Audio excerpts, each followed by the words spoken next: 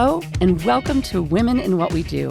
I'm so excited to launch our second season of this podcast. Our first series shared stories of women who overcame challenges, followed their passions, built their dreams, turned their diagnoses into superpowers, and so much more. It's so important that we continue to share these amazing stories of women around us. And our first episode of this new series does just that. A beautiful young businesswoman who, with love and community guiding her on her journey, has accomplished so many things already. I'm Mary Brucker, your host, and welcome.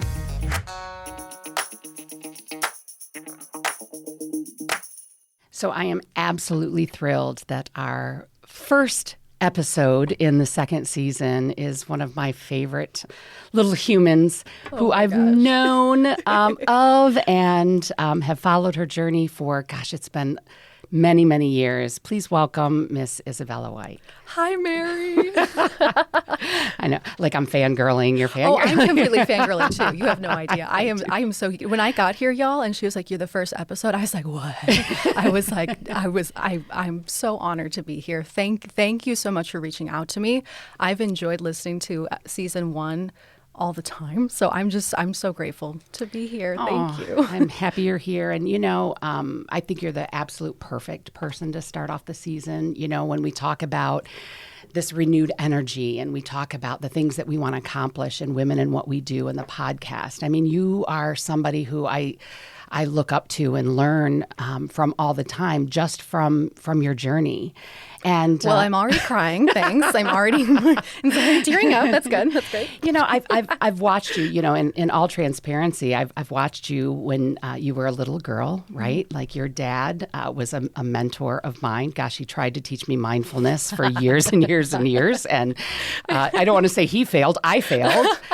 And we'll get into that. But I want to kind of talk about your journey as becoming the woman who you are today, because it started at a very young age. You had some challenges in your younger years. You want to talk about that? Yeah, and I just want to say I'm so grateful for a space to be able to talk about this, because many women don't have a space to tell their story.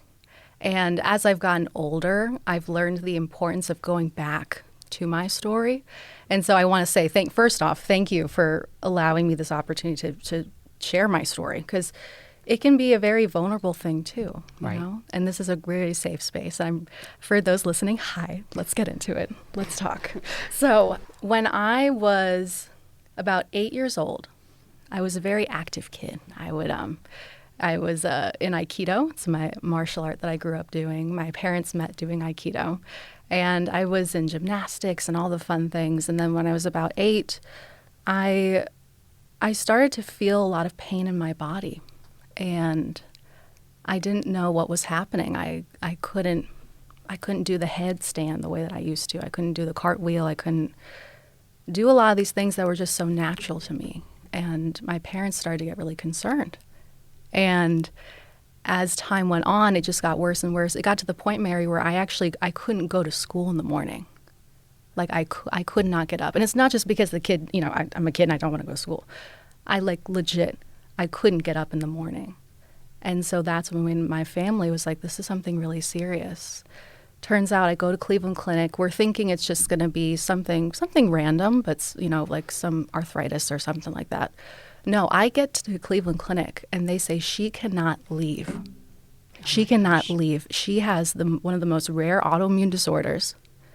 She could die, actually, if she goes back home right now. So at 8 years old, I had to spend a week in Cleveland Clinic getting this battery of tests from these doctors. And I'm just, this little kid in this hospital bed. And I have to deal with it. Right. I have to be there with all of that scaredness and the fear and the anxiety and all of it. And it's been a really interesting journey. And how long was that journey? Like, I mean, when I met you, you were in a wheelchair. Yeah.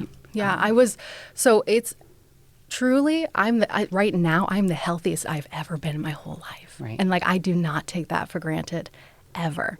See, people see me now and they don't know. But that's the thing about people, right? You don't actually know what someone's gone through. Right. You really don't know. And that's why it's so important that we are able to tell our story, because there's somebody out there that has gone through a lot of stuff, even in their young age. And then how do you rebound from that? I mean, this was traumatic for you as a child, traumatic for your parents. Mm-hmm. And how do you get through something like that, Isabella? A lot of love. A lot of love. I mean, the love that my family gave me and the grace that my family gave me during that time. Because, so after I got done with the Cleveland Clinic thing, I mean, it was gross and it was sucky. If anyone has dealt with an autoimmune disorder or any kind of health issue, you know exactly what I'm talking about. Like one day it can be fabulous and the next it's like the world is falling apart. And how did it affect your body? So what I have is called mixed connective tissue disease. And it's interesting, actually, even if I say have, I mean, it's in my heart, it's past tense, which I'm very grateful to be able to say.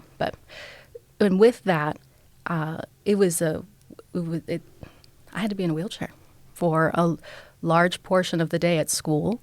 In my body, the flexibility, it was non-existent. The energy of a kid. Mm-hmm. Talk about something really sad. When all of your friends are out hanging out, being kids in school, I had to be homeschooled. I had to be alone a lot. Until what age? I would say when I started Toledo School for the Arts, 6th grade. Mm-hmm. I was still very sick at this time, but TSA was so good about accommodating me. I had a 504 plan, and they were just so supportive of me. I couldn't do a full day of school. And when I was there, I was in the wheelchair majority of the time. And I would have my friends push me around. And, I mean, the teachers were just phenomenal. Right. Phenomenal. Again, speaking of love, I mean, that school teaches everybody to love everybody, right? I know you're a huge supporter of TSA. Oh, my gosh. Yes, I'm honored to say I'm on the Alumni Advisory Board, and it's the biggest blessing for me to give back to a space that gave me so much. Right. Because it truly, like you said, love, that school held me during some of the most tumultuous, difficult time of my life. And it saw me through. Every year I got better and better. That's the great thing, is that once I hit about 13, things really started to change. There was this really... this new chemotherapy thing they wanted me to try. And it was kind of like let's see if it works. It worked. Wow. So I was doing chemotherapy. I was driving to Cleveland Clinic. I think it was like once a week for a while there, and getting these battery of infusions at 13. That sucked. I'm going to just be real. That sucked. Yeah, right. That was really scary. But at the end of that, it helped. It really helped. And then as I got older, I started to be able to incorporate more Eastern modalities of healing.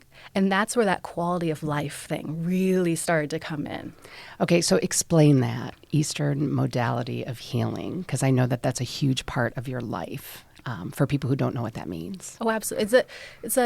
Health is it's a holistic thing. It's really good. One thing I really am grateful for from my experience with my health early on is I learned the power of having a team. If you have a team of different people with different perspectives, you're better for it. Right. So for me, I had a health team of Cleveland Clinic, but then I also was going to acupuncture. I was going to a chiropractor. I was going to I was going to massage therapists. All of these different things that you don't really think about as a 13-year-old, but that's what I had to do. It's what I had to do. Right. Or else I was just sedentary. I could not operate in the world. So you believe that all of that community, along with treatment, helped you be healthier and stronger? And is that something you have to keep up? Absolutely. I mean, my support team behind the scenes is intense. Like that's a part I'm excited to have the opportunity to talk about it, because you see what happens on the outside and you see someone out in the community, but the behind the scenes, man, I've got so much love behind me and I got so much support, and I'm so abundantly grateful. And what's so beautiful is that I've been actually just talking about this with my acupuncturist. I've been accruing all of this beautiful merit of all this love that people have been pouring into me for years. And now I get to express that love out through my career, Right. through my just me being Isabella. Yes. Like that is like the thing. And if anyone has dealt with a health issue, or even if you've had like an issue, maybe a car accident or something, where like life is suddenly right there. That line between life and death is right there. Now going back and really getting all the nutrients from my story, I live like that every day. You do.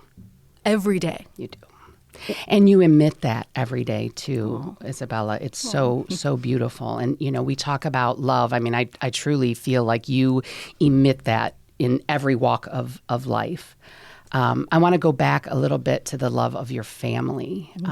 Of course, you know that I have a deep love-hate relationship with your father because I want him to fix me, and I don't know how to be fixed. He's the most loved dude. I tell you. So he's a professor at UT, y'all. I was known as being Jay Weik's daughter. Yeah. And like I did stuff at UT, okay? Like I was out here, but no, like he is so, my whole family is pretty, I'm very grateful that way. Right.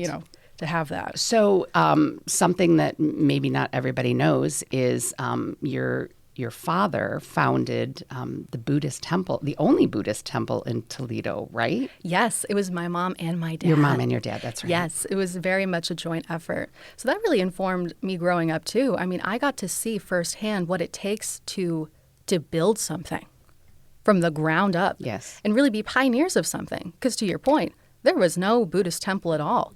I mean, and not everybody understands even what that means, yeah, right? Exactly. Like it is. Well, why don't you describe what it is? What is living the Buddhist lifestyle, or is it a religion? Or I don't know if it's a religion. Yeah, I love this question. I know. I love this question. I'm really passionate about religious diversity and like learning about different religions, because you learn you want to get to someone's soul and someone's heart. Like ask them about their religion. Yes. Like truly, that is one of the coolest ways to like get a connection with a new friend. It's like, tell me about what you believe in. So I love this question. Let's talk about it. With Buddhism, it is a religion. A lot of people think, oh, it's more of a way of life. And that's because in Buddhism, you don't have to have, it's not theistic, meaning we don't think of Buddha as a god. Mm-hmm. So, but what's interesting is because of that, we have people at the temple who are Christian Buddhists, who are Jewish Buddhists. You can have that connection with God and have the practice of Buddhism. And Buddhism, I mean, boiled down, it's the alleviation of suffering for ourselves and the other people. Right. Like that's like very distilled down, core teachings, everything. It's about alleviating suffering. And that's my North Star. Right. 100%, that's my North Star. And for a lot of people who are not Buddhist, that is also their North Star. Interesting, is it not? It is, right. It's, for me, growing up in that environment, it was never forced on me or anything like that. I do definitely want to say that. I've come into it on my own because it just, again, talk about love and being held, my practice held me during those very, very difficult years. And now as I'm experiencing the adult world where stuff is getting real. Like, not everything is black and white. There's a lot of gray space and wow. Yeah. Then there's a lot of pain. Wow. And your practice you speak of, tell me about that. So for me, I meditate daily. I go to Sunday service at the Buddhist temple. We have our chanting we do. It's a kind of like prayer. It's called metta practice. So something I say every day is, may all beings be at ease. May all beings be at peace. May all beings find the joy that's never known suffering. And see, an interesting thing is that a lot of people will say, oh, well, you're just so blissed out. You're just so zen. You're just so, you're not here. No. I am very in contact with the world. I viscerally feel that there is major suffering happening in the world.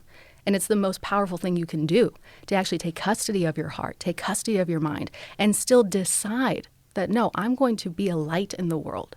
Right. I'm going to, one of my mom's favorite animals is a peacock, because peacocks can eat poison, and then they turn that into the beautiful colors of their feathers. And that's what we do as Buddhists, is we take on the suffering of the world, and then we're fully here for it. We are fully present to it. And let's make it better, shall we? Let's make the world a better place, shall we? Right. Like it seems like it's just an easy concept, but yet when you look at the world around us, it doesn't appear to be easy for other people to make the world a better place. It can be very challenging. We're all just trying to figure it out. Yes. We're all just, really, one thing I learned real quick is that, I don't feel like I have it together. A lot of other people also don't feel like they have it together, So probably most people don't feel like they have it together. And even if we do feel like we have it together, it's not a constant. Like it's a constant having to pull it back, right? Yes. So that's I want to talk about the meditation part. I mean, you and I have talked about this a million times. I struggle with it. I know so many professional people have turned to this and have found success in this because it really centers you. I don't get it because my head doesn't shut off for 2 seconds. I love your head. I love your brain, Mary. But talk to us a little bit about how do you get into the practice of meditation and mindfulness? And then I kind of want to talk into your career path. So absolutely. So the meditation portion, that's accessible to anyone. You do not have to be Buddhist to practice mindfulness, to practice meditation. What I do in my practice is very much, the mindfulness is informed by the lineage. It's informed by where it comes from, which is really, it's beautiful. I mean, it's really, to have the full context of where something comes from is very important. So one thing that can happen is an idea gets very popular, and it gets taken away from the core of where it comes from. What do you mean an idea gets popular? There's something to that. What is your thought? Yeah, I mean, a great example of this is yoga, actually. So like yoga, it comes from Hinduism. It comes from a thousands of years old tradition. And that doesn't mean that someone can't have a really wonderful, joyous yoga class and have that be something really important in their life. But it's good to be informed. It's good to know that this is something, this feels so good and this feels so familiar and like something that's impactful because it's had time. And it's ancient wisdom here. Like anything that I share, I'm truly anything on this podcast at all. Nothing's coming from me. This is coming from my family. This is coming from everything that I've had the privilege of learning over the years and absorbing. And, it's not from me. It's an old, ancient kind of wisdom. And you have turned this wisdom now into a career. Yes. How amazing is that? Like, how many people get to say, the way that I was brought up, the things that I believe in, everything that I am now is my career. I think it's so beautiful. So tell me a little bit about that. I mean, truly, I pinch myself every day. And it's been a beautiful journey, Mary, of checking this thing out. And then, turns out it's right there in front of me this whole time. And I've talked to other mentors of mine. They said they've had similar experiences where the thing that you're called to do has actually kind of always been there. It's just you can't connect the dots forward, only looking back. Yes. So what is your career now? I stepped in as president and CEO of Toledo Mindfulness Institute. I'm really cheesing right now because I just love it. I mean, really, yes. I geek out that I get to do this. So my dad created Toledo Mindfulness Institute about 10 years ago as a way for organizations, companies, people to connect with mindfulness in a way that's accessible to all people. Yes. So it is informed by our Buddhist teachings, but we're never trying to push that or anything. This is accessible to everyone. And so with Toledo Mindfulness Institute, I was like, Dad, I went to this Forbes conference, this Forbes 30 under 30 conference, and I had Toledo Mindfulness Institute as on my nameplate, right? And I had people coming up to me, like running up to me saying, what is that? And when you're too close to something really cool? Like, that's genuinely what happened. Yes. Like, I was too close to it. And then I realized at that conference, I was like, oh my gosh, this is something really, this can be taken up a level. Before, I was just a consultant through the Institute, but I got home from that conference, Mary, and I was like, Dad. Here we go. Here we go, Dad. Dad, it's time. Right. Because we all need that in our lives, right? Yeah. No matter what your practice is or religion or whatever, but being in touch with your body and your mind and emotions, right? Like you help center all of that, correct? Absolutely. Like, how does that, again, I can't figure it out. I'm trying. Can't even touch my toes. But I'm really interested in how to just let go, of your mind and your body. Like what is that? It is a practice, right? It's completely a practice. And I love that we're talking about this, because even what you said right there, it's a serious misconception that with mindfulness and meditation there are many different types of meditation. Let me just start off by saying that. There's many different types. What we're talking about is mindfulness meditation. And with mindfulness meditation, the idea is actually not to escape our thoughts. It's not to escape and try to go to our happy place, because what happens when stuff is really hitting the fan and that day at work is really stressful, or you get that call and that family member just passed away? Like how do we respond to our day-to-day life? And so with mindfulness practice, the practice is all about how to be present for the moment exactly as it is, and truly to take custody of our mind and be able to place it exactly where we want it to be for as long as we want it to be there. And I truly think that's why I was able to heal myself in over this time period. It's why I've been blessed to be in so many rooms that honestly a 23-year-old shouldn't be in, but I'm really good about listening, and I'm really good about being present, and I'm really good about just being an apprentice, actually. Right. And a lot of that comes from the mindfulness practice. And so it can look a lot of different ways. But this business about being connected with ourselves, that is our birthright. I feel that in my body. Yes. And so if I can help one person feel connected to their body, I've won the day. Like I've won my life, actually, because for a while there, I was not connected to my body. Right. Ever. Right. There were years where I just had to truly just lay down in bed. And if you ever, see me out or whatever, I love talking to people. I love being social. That's because there was many years where I couldn't. Yes. I couldn't. And you talk about connection with your body. The other thing that inspires me about you is your connection with the community, Isabella. I know that is wow, such that means so much coming from you. Oh my gosh. Huge part of who you are and your purpose. Tell me about your love for community. I love Toledo. I do too. I am such a geek about Toledo and the Renaissance of Toledo and everything. But truly, to go back to that core of love, I have been so blessed to have so much love in my life through my, honestly, I think back to my institutions I've been part of. The University of Toledo, go Rockets, baby. I love UT. I love TSA. I love Toll House. I love it there. I geek out about that place. But it's just my job to just be a cheerleader for my city. And other people. Exactly. You started this Rotaract, or a part of that. Yes. Where did that come from? So get this. So as to your point about like being in community, when I first graduated from UT, I was like, how do I be a young professional in Toledo? I was like, what do I do? Because at UT, I was so blessed to be in student organizations, and I was out here. I was the director of the homecoming parade. Like I was out here. I was doing stuff.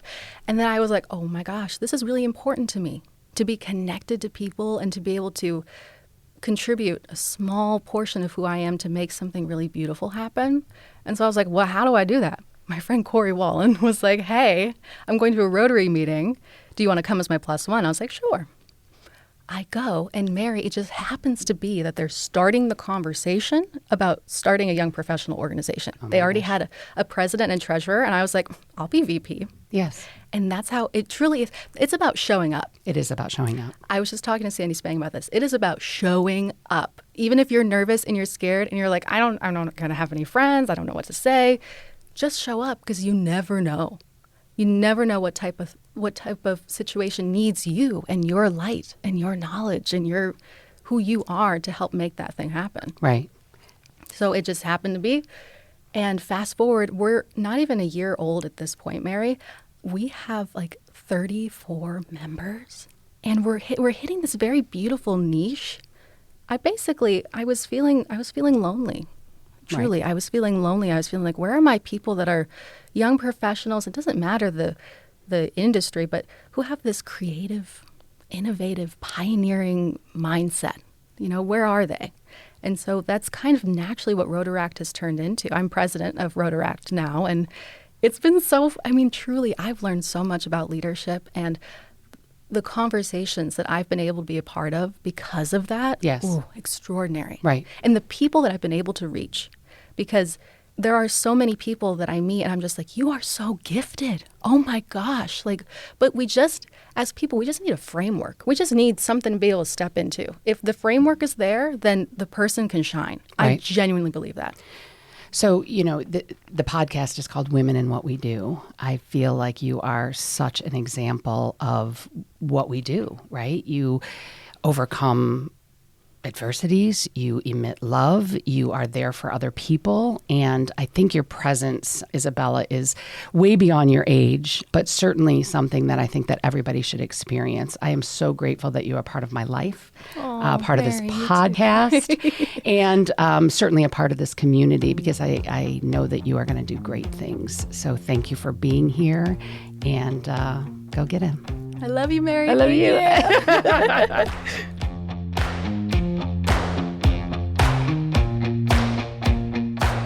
So do you see why Isabella is such an inspiration to me and so many others? She's so right when she says you can look all around you and try to find exactly what you want to do in life. And you know what? It just may be right in front of you. I do believe that we can all learn from the practice of mindfulness. Boy, I wish I were better at it.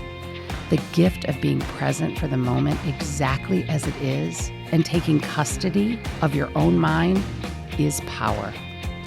I'm your host and producer, Mary Brucker, with my amazing executive producer here, Chris Pfeiffer. We're so grateful to have our guest, Isabella Weik, on our show. And if you love what you hear, please check out other amazing stories of women around us at wgte.org/whatwedo. And remember, speak up. We do.